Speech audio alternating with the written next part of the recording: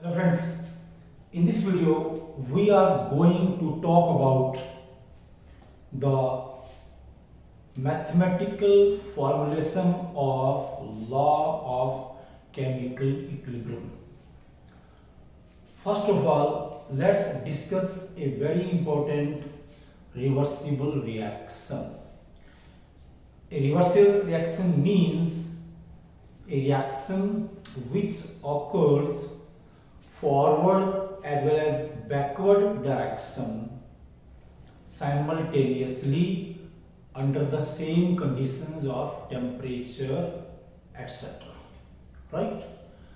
तो यहां से हम एक सिंपल रिएक्शन डिस्कस करते हैं, reaction between H2 and I2. देखिए प्लीज, तो यहाँ पे क्या है, 1 लीटर की फ्लास्क है हमारे पास. So we have 1 litre flask and in this 1 liter flask what we do, we take 1 mole of H2 gas and 1 mole of iodine at 448 degree C. और ये इतने टेम्परेचर पर जो आयोडीन सॉलिड है इसके वेपर्स बन जाते हैं एकदम से वेपर्स बन जाएंगे. और पूरा जो ये 1 लीटर का फ्लास्क है ये क्या है, डीप वायलेट कलर की गैस से या कलर के वेपर से भर जाता है.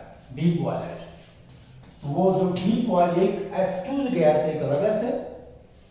आयोडीन वेपर स्टेट में क्या है, गैस स्टेट में क्या है, डीप वायलेट कलर होगा, बहुत ज्यादा मतलब डार्क वायलेट कह सकते हैं आप उसको. लेकिन धीरे धीरे क्या है, जो डीप वायलेट कलर है उसकी इंटेंसिटी कम होना शुरू हो जाती है. या कह लीजिए जो आयोडीन मॉलिक्यूल है इनकी संख्या घटना शुरू हो जाती है. क्या हो जाता है, उसमें ये रिएक्शन होगी इनके बीच में ऐसे, यहाँ पर क्या बन जाएगा, ये HI गैस बन गया है ना, HI gas, hydrogen iodide gas बन गया बिल्कुल इसे. तो रिएक्शन क्या हो रही है फ्लास्क में, H2 gas plus I2 gas and we have 2HI.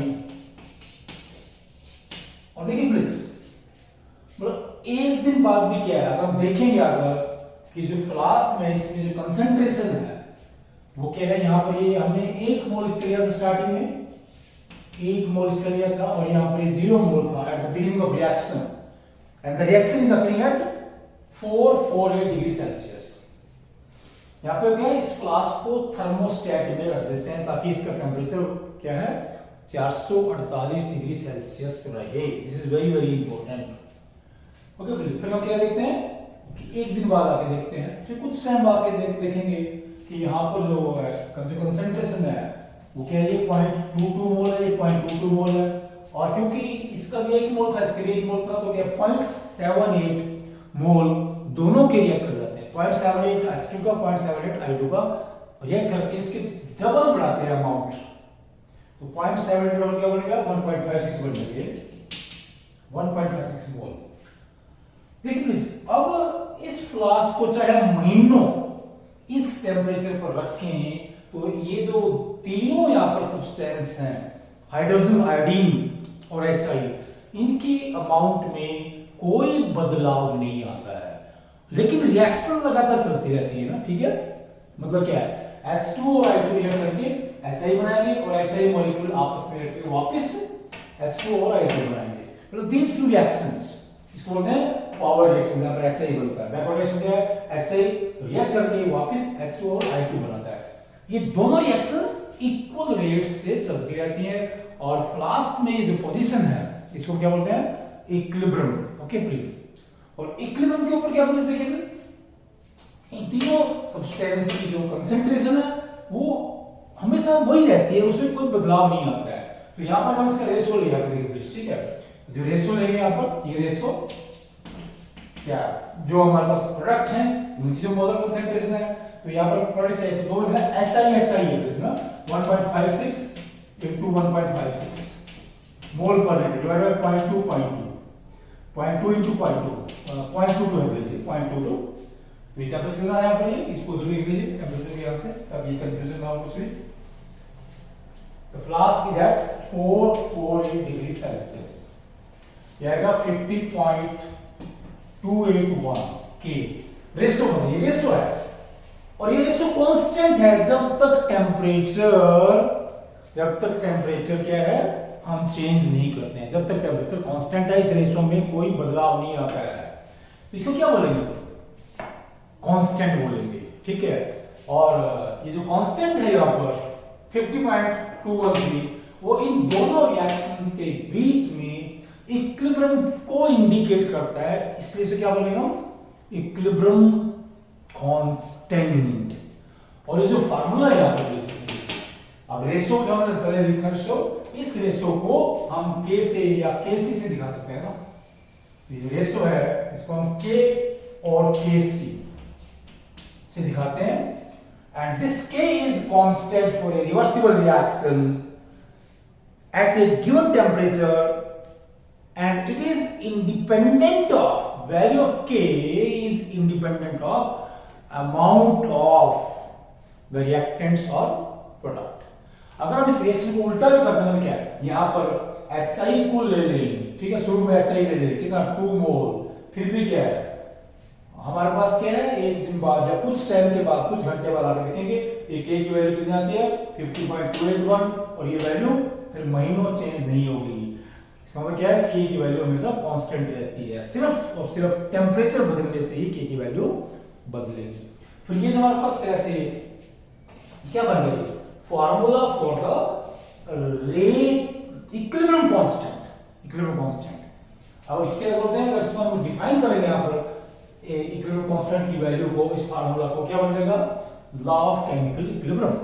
Law of chemical equilibrium क्या कहता है कि हमारे पास जो टोटल जो प्रोडक्ट है, सभी प्रोडक्ट हैं, उनकी कंसेंट्रेशन का जो प्रोडक्ट है उसको हम रिएक्टेंट के प्रोडक्ट से डिवाइड कर दें तो ये जो रेशो आएगी, जो ये हमेशा कांस्टेंट आएगी, और इसको क्या बोलेंगे हम, इक्विलिब्रियम कांस्टेंट। और ये क्या है, this is the law of chemical equilibrium.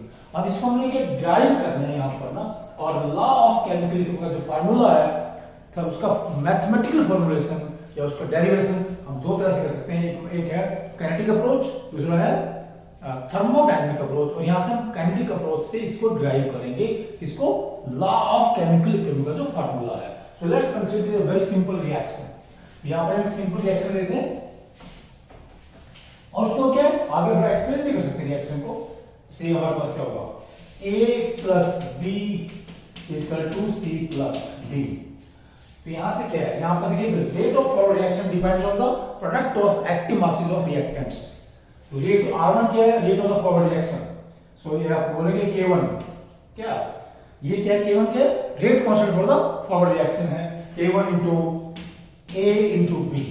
ये ब्रैकेट में हमने जो लिया है ना, ये क्या है, ये एक्टिव मास को दिखाता है किसी भी कंपाउंड की, किसी भी स्पीशीज की। और एक्टिव मास क्या होता है, मोलर कंसंट्रेशन को हम एक्टिव मास कहते हैं। क्लियर? इस तरह से क्या होगा, जो रेट ऑफ बैकवर्ड रिएक्शन है जिसमें वो C और D और रिएक्ट करके वापस A और B बनाते हैं, वो क्या होगा, R2 equal to K2 C into D, right, C into D। वही बात है कि C in square bracket means molar concentration of C, वही बात D के लिए भी है।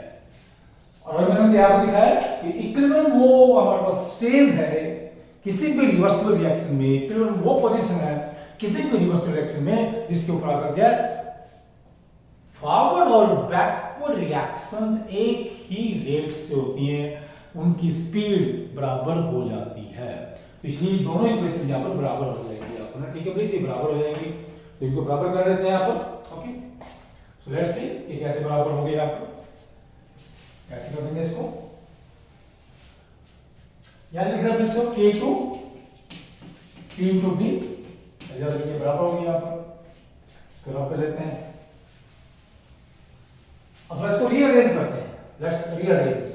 ये देगा K1 over K2 equal to C into D और A into B, ठीक है। लेट्स से इट इज, हमारे पास क्या था, 1 था, हमने बराबर किया इसको, ये 2 हो जाएगा यहाँ पर। तो 2 क्या है, it is the mathematical formula of the क्या, law of chemical equilibrium, law of chemical equilibrium. और K1 कांस्टेंट है, K2 कांस्टेंट है। K1 क्या है, rate constant for the forward reaction, K2 is the rate constant for the backward reaction, and these two are constants, and if we divide any constant with another constant we get a new constant. तो यहाँ पर हमें एक नया question मिलेगा, उसको हम क्या है K और KC से दिखा सकते हैं। किसे दिखाएंगे? K और KC से। लेट्स से K ले लेते हैं, ठीक है। K is known as the equilibrium constant. और इस रिएक्शन को हम और भी ज्यादा जनरलाइज कर सकते हैं कि यहाँ पर क्या, अगर यहाँ पर A के x मोल है, राइट, उसी को लीजिए प्लीज। A के हमारे पास क्या है, ये A मोल है, ये आपकी मर्जी है। B के यहाँ पर B मोल है, C के x मोल है, और D के यहाँ पर क्या है, ये y मोल हमारे पास रहते हैं, D के y मोल है। तो जब इस तरह से हम इसको करेंगे कि यहाँ पर क्या है, जो हमने फार्मूला लिया था, ये यहाँ पर जो कोएफिशिएंट्स होते हैं बैलेंस्ड केमिकल इक्वेशन में, वो मोलर कंसंट्रेशन की पावर बन जाते हैं। कहां पर आकर के, जो आपका लॉ ऑफ केमिकल इक्विलिब्रियम का फॉर्मूला है। यहाँ पर क्या है, जो कोएफिशिएंट्स हैं वो पावर बन जाएंगे। यहाँ पर ये x पावर बन जाएगा, यहाँ पर ये y बन जाएगा, ये a बन जाएगा और ये b बन जाएगा यहाँ पर, ठीक है। इस तरह से पावर में यहाँ पर आ जाते हैं यहाँ पर ना, ठीक है। तो this the equilibrium constant K is equal to what? It is equal to ratio of active masses of products divided by the product of active masses of reactants, each raised to power their stoichiometric coefficients in the balanced chemical equation। मतलब अगर हम इनको जैसे आपका A, B, X, Y है, ये क्या होते हैं, ये हम एग्जांपल से भी यहाँ पर समझा सकते हैं। देखिए प्लीज, अगर हम रिएक्शन लेते हैं कोई एक, जो कर सकते हैं बड़े आसानी से, एक बहुत ही कॉमन रिएक्शन है हमारे पास। ये हमारे पास आयरन है, इसके हमने क्या यहाँ पर 3 मोल होंगे, ये सॉलिड होगा। यहाँ पर ये स्टीम है, स्टीम मींस गैस, बोले यहाँ पर क्या बन जाएगा, ये Fe3O4, ये सॉलिड है Fe3O4, और साथ में यहाँ से हाइड्रोजन गैस भी बनेगी। साथ में क्या बनेगा, ये हाइड्रोजन गैस, हाइड्रोजन गैस।